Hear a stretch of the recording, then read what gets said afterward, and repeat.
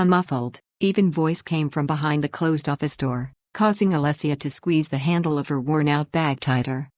But the boy is simply uncontrollable. He deliberately poured juice on my documents. A woman's voice soared into an outraged scream.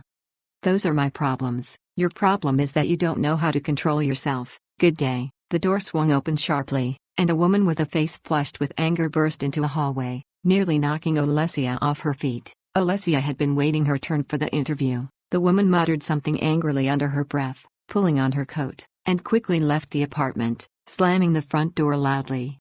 Alessia took a deep breath. The air in this spacious, modern foyer smelled of expensive coffee and a barely perceptible men's cologne. She stepped forward, peering into the office. Behind a large desk sat a man. He appeared to be around 35, dark hair, sharp features, dark circles under his eyes that spoke of chronic sleep deprivation. He was staring impatiently at his laptop screen. This was Astap, the owner of an architecture firm and, concurrently, a single father searching for his fifth nanny in the last month. Alessia cleared her throat softly. Astap looked up at her. There was neither curiosity nor friendliness in his eyes, only deep fatigue. "You're next?" he asked, leaning back in his chair. "Yes, I'm Alessia. We arranged a meeting for 3 o'clock. She tried to speak evenly, although her heart was beating a little faster than usual. She needed the money urgently. The rent for her room in the Paramoha residential area had gone up last week, and her scholarship was barely enough for groceries from the nearest supermarket. Astap looked her up and down. His gaze lingered on her simple jeans and inexpensive shoes, which still glistened with drops of Dniepro's autumn drizzle. "You're a student?" It was a statement, not a question. "Education major?" "Third year, philology faculty, National University," Alessia replied. "You have no official experience with difficult children." "Of course, not officially, but I grew up in a large family in Pavlorad. My parents worked constant shifts, so my 2 younger brothers were entirely my responsibility from the age of 12. I know what a child's tantrum is, what scraped knees are, and the reluctance to do homework." Astap was silent for a few seconds, studying the girl. She wasn't trying to appear sweet, wasn't smiling a fake professional smile. She stood straight and looked at him calmly.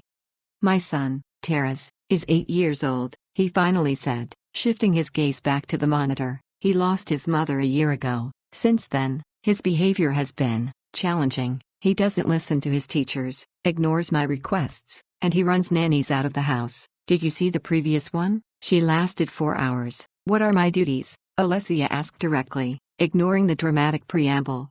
"Pick him up from school at 1, bring him home, feed him lunch, oversee his homework. I get back from work at 6. Cooking isn't required, food is delivered. I pay 200 hryvnias an hour, but there's one condition: you don't yell at him, you don't use force, and you don't complain to me about every little thing. You resolve conflicts on your own. Understood? Can I meet Taras?" Astap nodded towards the door opposite. "He's in his room."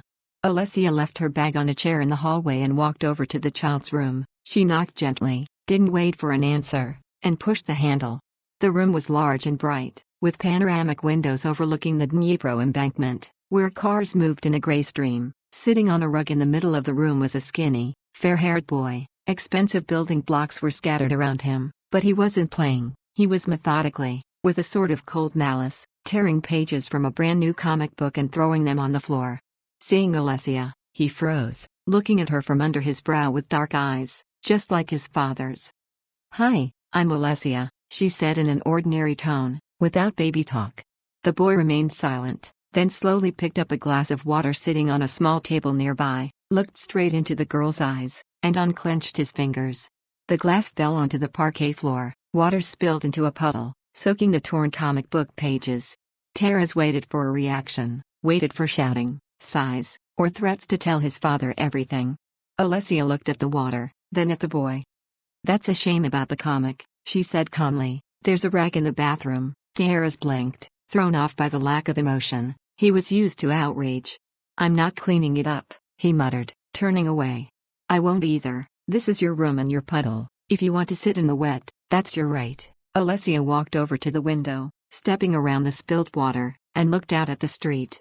"It's about to rain. Did you have lunch?" The boy looked at her bewilderedly, then at the puddle. His usual script was broken. He got up, demonstratively kicked the wet paper with his foot, and left the room, heading for the kitchen. Alessia followed him. So began her first work week. She didn't try to become his mother or his best friend, she was simply present, enforced basic rules, and didn't rise to provocations. When Terrace refused to eat his soup, she wordlessly put the plate in the refrigerator and suggested he wait until dinner.